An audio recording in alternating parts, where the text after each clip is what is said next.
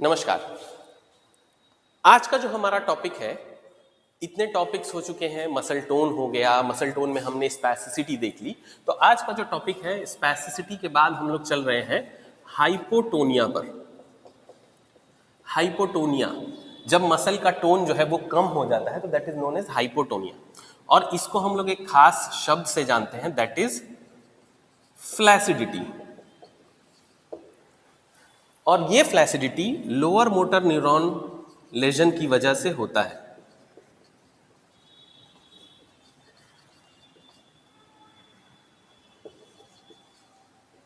इसको याद रखने का तरीका था FL और लोअर में L। तो flaccidity lower motor neuron lesion में होता है। हाइपोटोनिया मतलब मसल का टोन कम हो जाना।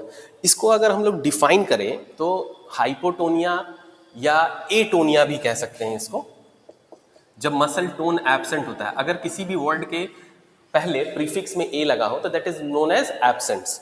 तो एटोनिया, तो atonia hypotonia is decreased muscle tone या एब्सेंस ऑफ मसल टोन। ये जनरली क्यों होता है? ये जनरली होता है लोअर मोटर न्यूरॉन लेजन की वजह से। और basically peripheral lower motor neuron में क्या क्या चीजें देखने को मिलती है। तो lower motor neuron syndrome results from lesions. किस तरीके के दिक्कतों से हो सकता है लोअर मोटर न्यूरॉन? तो वो हो सकता है पेरिफेरल न्यूरोपैथी से, जो हमारे पेरिफेरल नर्व्स हैं उनके न्यूरोपैथी से हो सकता है। जो हमारा एंटीरियर हॉर्न सेल्स है, एंटीरियर हॉर्न सेल्स है, स्पाइनल कॉर्ड का अगर ट्रांस सेक्शन देखेंगे तो anterior horn cells, posterior horn cells, तो एंटीरियर हॉर्न सेल्स से जो नर्व्स निकल रहे हैं उनकी वजह से हो सकता है।